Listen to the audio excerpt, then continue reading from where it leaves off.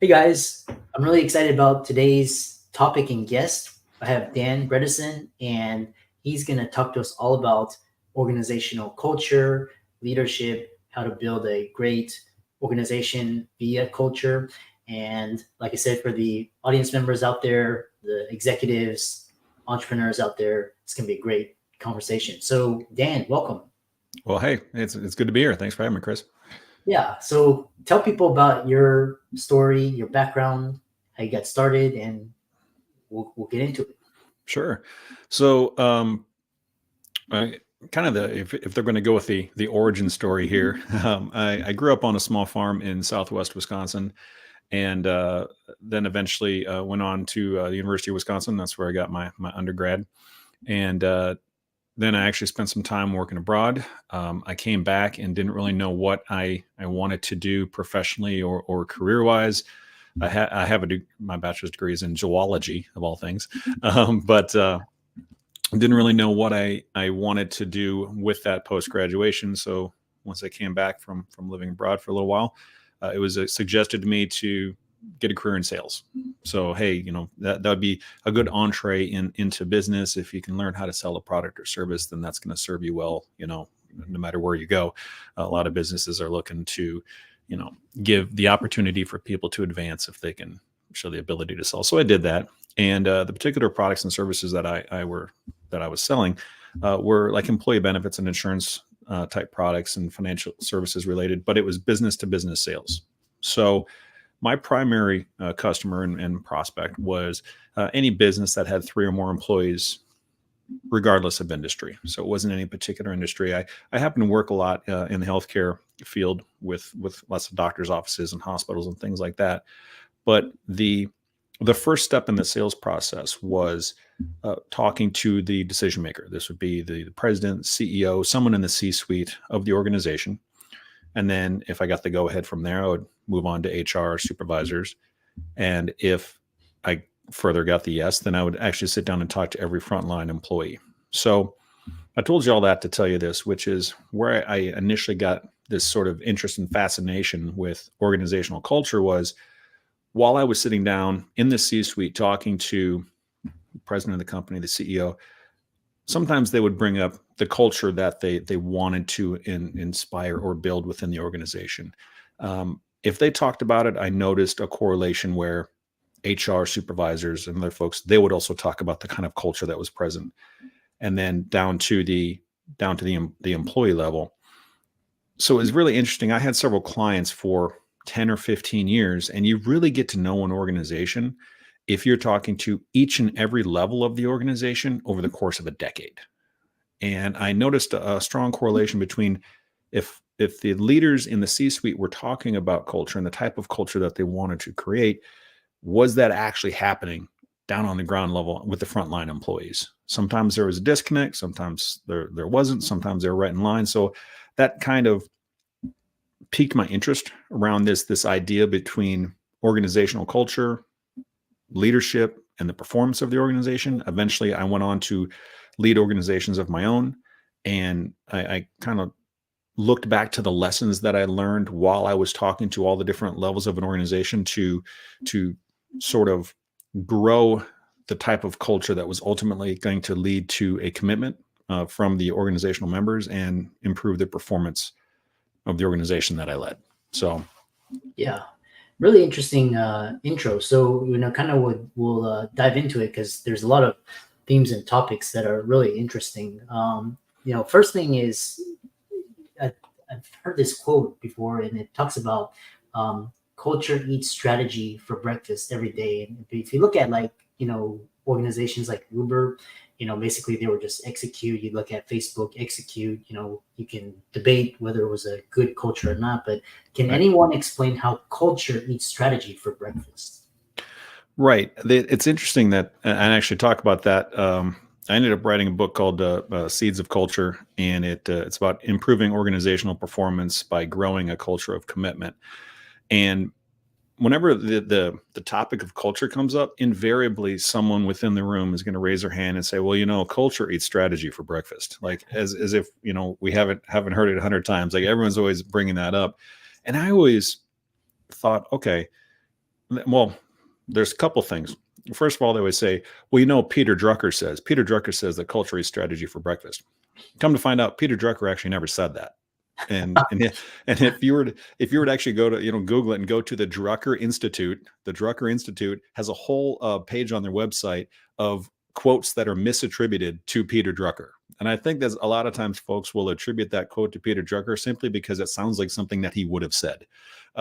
So no, he didn't say that. But whenever, so I'm sure at some point someone did, and I would actually agree with that sentiment that a culture will beat strategy. But two things to that. Number one, can you tell me how culture beats strategy? Right? Yeah, culture may eat. If culture eats strategy for breakfast, how does it prepare the meal? That's what I'd like to know. And then the other thing is, why does it have to be adversarial? Why does culture have to eat strategy? Why don't we have a culture that is actually going to invite strategy to the table? How can we get a culture that's going to improve the strategy that we lay out? And those were some of the ideas that I researched when I was writing the book. Is instead of just saying culture eats strategy for breakfast, can we figure out how it does that and how culture actually works and how it impacts the performance of an organization? Yeah, really interesting. Yeah, because you hear about these, these organizations. Basically, some of them are like, if you look at Zappos, culture, and we look at other organizations, they're like strategy, execution, get big fast, break things fast, just kind of, and then could be toxic culture as well. But they got the job done, but whether or not the merits of that is debatable. So kind of talk about this idea of this 7 seeds of culture. I'm just curious what the 7 seeds are. Sure. So the kind of the premise or my basic thesis is that, so I mentioned that I grew up on a farm, and as I was working with leaders in many different industries and many different sizes of organizations, I noticed common themes with the leaders and the organizations that were winning with culture and their performance, and the organizations that, let's just be binary about it, the ones that were losing, both in terms of performance and in terms of their culture. And the winning organizations, their leaders, they reminded me of someone. They reminded me of my dad. And they, not that they all look like a Midwestern dairy farmer, but they had the patience of a farmer. Right? They used words like, growth and nurturing performance and mentoring. And the leaders of the organizations that were losing, they would talk about like, we need to instill this culture. We need to build this culture. We need to lay a solid foundation for culture. And it kind of hit me as like an aha moment that culture is organic. Culture needs to be grown. Culture is grown. It's not manufactured, right? It's an organic process. And like any organic process, it's going to start with, the right seeds, right? So I spent some time, did a couple years, in research and in writing this book, and the seeds of culture that I hit upon, I came up with by asking what I call the absence question, meaning that in the absence of blank, can you get a strong, positive, committed culture? Right, fill in the blank. So, for example, the first seed of culture is effective communication. Well, in the absence of effective communication, are you going to have a strong, positive, committed culture? No, you're not. So I had a list initially of probably 20 different seeds of culture that we could, just things that I was writing down. I'm like, but if we're really gonna boil this down to what are the key things that are going to help build a positive, committed culture, what are they? So first one I just hit upon would be effective communication. And they're in no particular order, with the exception of the first one, meaning that if we're not communicating effectively, please don't try to grow culture. It's just going to be a nightmare. It's going to be a mess. And the effective communication, the 3 things that I talk about in the book are, can you communicate with clarity, consistency, and transparency? If you can clearly state your message, if you can do it with transparency, and you can do it consistently, those are going to be the three attributes of effective communication. So the second seed of culture is ethics. Not a lot of folks want to work for unethical organizations. Now there's there's examples of organizations that have won financially in the short term, who are unethical, but we don't have to wait these days for Woodward and Bernstein to write something in the Washington Post about some company. We like the rate at which information travels out there. Like, unethical companies are found out quicker. They can't hide things under the rug anymore. Everyone with a cell phone's got a camera on it. It can document unethical misdeeds. So it's unethical companies are found out faster, and they're being punished more harshly, perhaps, than they ever have in the past. So having a strong ethical base and the roots of ethics in your organizations, that's number two. The third seed of culture is psychological safety. And psychological safety has actually, the idea of it has been around since the 60s. It's really in the 90s. Amy Edmondson, she's at Harvard. She's got a great book called The Fearless Organization. If you'd ever check that out, it's a good book. And it talks about psychological safety. And this means that a person is not afraid to bring their ideas to the table. They can experiment. They can experiment things without fear of retribution or someone, coming back and biting them later. So psychological safety is the third thing. The fourth thing is diversity is a good start, meaning that the world is getting more and more diverse. The world is not getting is not going to get less diverse anytime soon. So this is the idea that diversity is a good start, but you must also move forward with equity and eventually moving to an inclusive environment. If we're really going to have innovation and the organization is going to move forward. The next one is actually generosity, and being generous with not only money, but also time within the organization. The next one would be autonomy, and letting the individuals within the organization have a certain level of autonomy, because that's very motivating and it's going to increase their commitment. And then finally, it's mutual accountability. And I call this the hybrid seed of culture, because if you've planted the first 6 seeds of culture, you're eventually going to move to a state of mutual accountability where the members of the organization are holding each other accountable without the leadership having to come in and do it. So the way that accountability is often leveraged nowadays is really just kind of code for micromanagement, right? Versus having the members of the organization hold themselves accountable. So those are the seeds of culture in a nutshell. Interesting. It kind of reminds me when you were talking about this, especially DEI, the diversity, equity, inclusion, like a lot of the top engineers for the top companies are from overseas, India and China, and then kind of like United States is kind of making it harder, like, immigration wise, which is kind of contradictory, but talk about the most common culture mistakes leaders make. Some of the most common mistakes that I see would be that they think like a carpenter instead of thinking like a farmer. So one of the analogies that I make is that if a leader can think of themselves as a culture farmer versus someone who is trying to build the culture. So here's what I mean by common mistakes is the leaders who leverage force, control, and speed. That's a mistake when it comes to culture. What I mean by that is if they're thinking like a carpenter and they're going to build the culture and they're going to lay a foundation for culture, a carpenter can, screw together and nail together wood, they can weld things together, if you're working in construction, and they can use force in order to build something. Well, culture is really, it's about human beings, and human beings do not respond well to force when they're being forced to do something. So here's one example is there's a friend of mine who works for an IT company, and he has been asked to be part of their culture committee. And this culture committee is basically put in place to drive the culture that they want, that the C-suite wants from the top down through the organization. And I'm just like, wow, that ain't gonna work. That's it. Culture is not a top-down thing. It's an organic, growing up from the bottom, and it's we'll see.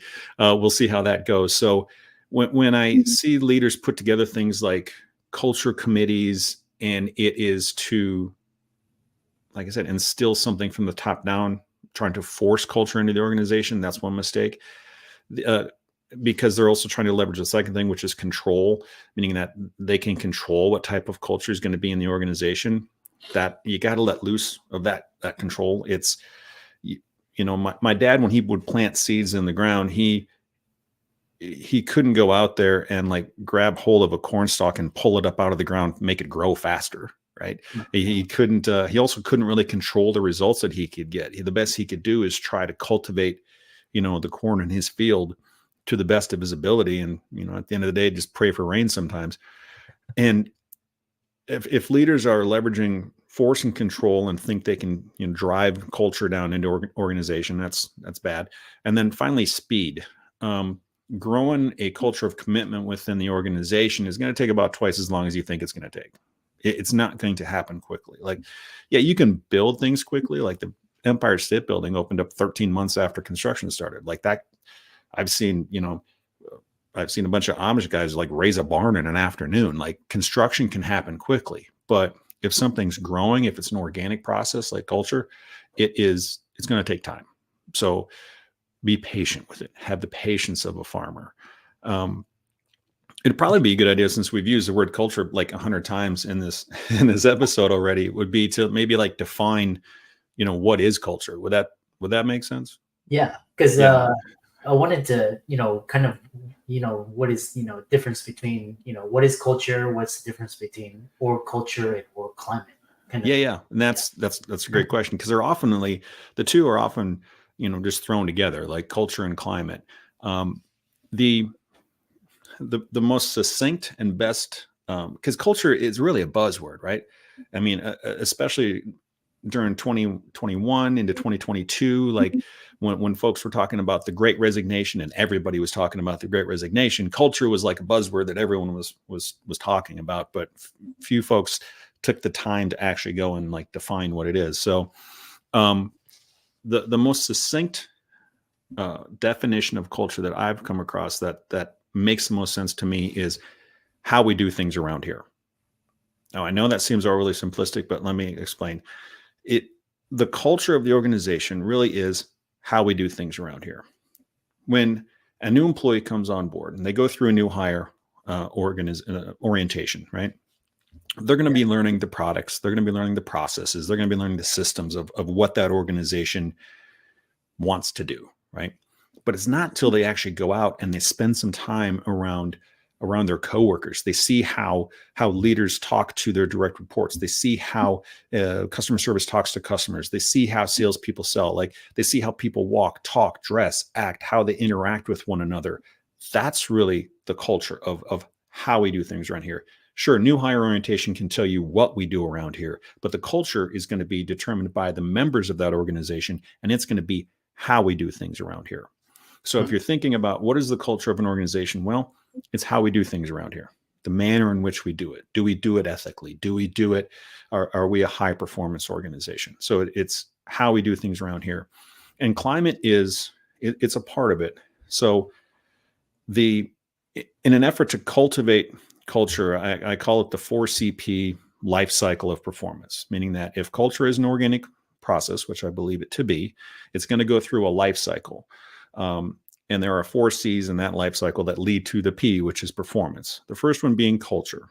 Culture is how we do things around here. The climate is how we feel about the culture. So if someone is at a happy hour or they're at a backyard barbecue and they're talking about their place of employment, talking about where maybe they volunteer their time and whether they're happy about it or whether they're angry about it, that feeling of, how do I feel about the way that we do things around here? Does that make sense so far? So that's how the culture feels. The climate's kind of the vibe of the place is how do people feel about the way that we're going about things? So the culture eventually leads into the climate. Mm-hmm. And so those are the first 2 C's. And those are both like group level constructs, meaning it's how we do things around here. And then how we feel about the culture, how we feel about the way we do things around here. Mm-hmm. When we move into kind of the third C around the life cycle, the third C is commitment. And that is an individual decision based upon the climate. So how we do things around here is going to determine how I feel about the way that we do things around here, which is going to lead to me deciding, do I want to continue to be a part of this organization? Do I want to commit my full self, make that organizational commitment? That's a fancy word for it, to this organization because I like the way that this makes me feel. If so, that's an individual decision. If there's enough individuals within the group who have made a commitment, they like the way that we do things, we like the way that it makes me feel, I'm going to commit to it. If there's enough of those individuals who care about the organization and care about each other, that's going to lead to the fourth C, which is community. And when you have an organization with, and I grew up 7 miles outside of a very small town of like 2,400 people. And I can tell you that small town sense of community, when push comes to shove, it makes a huge impact on the performance of an organization. And then when that community is working, that feeds back into the culture of, how do we do things around here? Well, we do it as a community, which leads to the climate, which leads to more commitment, which leads to a greater sense of community. And I think especially, post-pandemic, post-COVID-19, there's a lot of people out there looking for a sense of community. A lot of people decided to quit their job because they didn't feel as though they had a sense of community. And now that's one thing that organizations are struggling with, that, there's a large percentage of the workforce that's working remote, is how can we build that sense of community? So that's one of the things that I'm looking into now, is how can we continue to create that sense of community when folks aren't showing up at the same place when they're working remote. So yeah, which is kind of, I know we have 4 or 5 minutes, and we kind of ended on because you have this really great talk on culture climate, which brings me to the next question: is what caused the Great Resignation? Was it basically just people realizing, kind of aha moment, kind of throw the water in the face, kind of wake up, and then and how does now this remote work environment impact the culture? Sure. The book would have come out about 6 months earlier, but because I started writing it in around June of 2020, the book would have come out about 6 months earlier, but it was right in the middle of the Great Resignation, when the Great Resignation was at the, every headline, every third article on LinkedIn was about the Great Resignation. NPR, BBC, everyone was talking about the Great Resignation. I'm like, wow, I can't write a book about culture and not talk about the Great Resignation. So it took me a few months to really to dig into it a little bit, to determine, just to learn more about it. So most of the second chapter of the book is devoted to some of the reasons for it. And I came down to two reasons. So we've got the Great Resignation, and I came up with two ideas on this, which was, one is it the Great Resignation, or is it the Great Correction? And I'll talk about that one. Or is it the Great Epiphany? So the two reasons, the Great Correction is really based upon economic factors. The Great Epiphany is based upon emotional factors. So as I see it, there's two things to describe what happened with the Great Resignation. Well, the Great Resignation was defined by all of the people who were quitting. The Bureau of Labor Statistics had been measuring this since, I think, 2001, the number of people who quit their job every month, right? And we're not talking about people who got fired or people who died, retired, or just separation. This is people who straight up quit. They resigned. I'm out of here. From, I think it was 243 months in a row, from early 2000, for 243 months, as far back as the Bureau of Labor Statistics was measuring the number of quits per month in the United States, it never went more than 4 million. Okay. It never went more than 4 million. But then you get into 2021, into early 22, for 9 out of 10 months in a row, it was over 4 million. So you think about something that hadn't happened for 243 months in a row, but suddenly 9 out of 10 months, more than 4 million Americans are quitting their job every month. that deserves like the great moniker, right? That is some kind of great problem that's happening. Well, so that's how it got its name and why everyone was talking about it. Well, let's go back to 2000 and roughly 9, right? Coming out of the Great Recession. The ever since the kind of the Great Recession we were starting to come back from that. In the 10 years prior to 2020, the number of people quitting their job was going up like this. In 2019, the Society for Human Resources Management, they had estimated that in 2020, there would be something like 47 million people quitting their job for the year, right? So SHRM was tracking the number of quits over a 10-year period. So that was in 2019. But then something happened in 2020. Well, what happened? It was COVID, right? And companies started like laying people off, right? People were losing their job. Well, who's going to quit their job if everyone around them is getting laid off or getting fired from their job, right? So unemployment like spiked in like March, April of 2020, didn't come back until July, August. So when the world started to shut down from COVID, people stopped quitting their jobs because they weren't confident they could go find another one.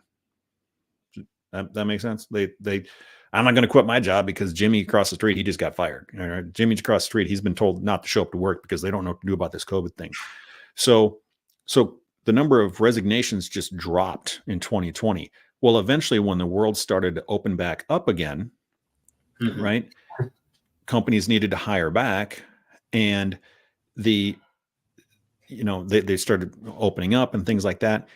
And the job market kind of flipped to a seller's market for labor.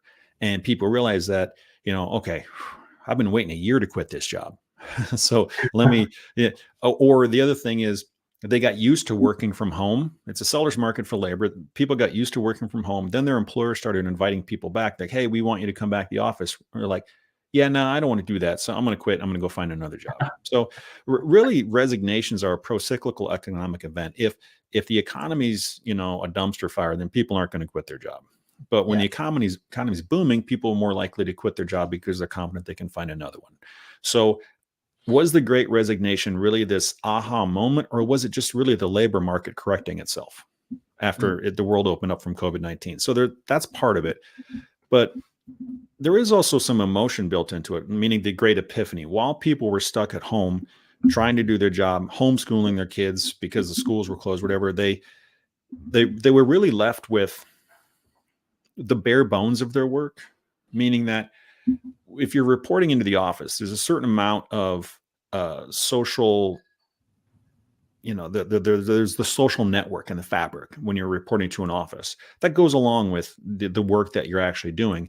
And, it could be argued what percentage of a person's happiness or job satisfaction is tied to the actual work they're doing, and how much of it is tied to the people that they're doing it with. Yeah. So if the people that they were doing it with was kind of stripped away from them because they went remote, they were forced to take a real hard look at what's the work that I'm actually doing? And do I actually like that work? And do I want to continue doing that work for 40 hours a week for the rest of my life? And about 4 million people a month said, nah, I don't want to do that. I want to go into something else. So the Great Resignation is emotional and economic. So that's the two pieces that fit together to make so many people move on. Yeah, interesting. How can people follow you, reach out to you, check out your work? I know you got your book on Amazon. I'm going to check it out afterwards as well. So how can people contact you? Sure. Yeah, well, it's the book's available anywhere that you buy books. It's called Seeds of Culture. I think I got a copy of it right here. So Seeds of Culture: Improve Organizational Performance by Growing a Culture of Commitment. Available anywhere you buy books, Amazon, Barnes & Noble, you name it. Nothing made my daughter more happy than knowing that her daddy's book was for sale at her favorite store, Target. And then also Dan Bredeson, author, at Instagram. You can find me on LinkedIn, Dan Bredeson, danbredeson.com. So that's DANBREDESON. That's where folks can check me out. Excellent. And for all the listeners out there, let's thank Dan for coming. Really interesting talk about culture and All of his resources will be in the links and show notes. Be sure to check out his book on Amazon, which I'll do. And thanks for coming onto the podcast. Chris, it was awesome to hear. Thanks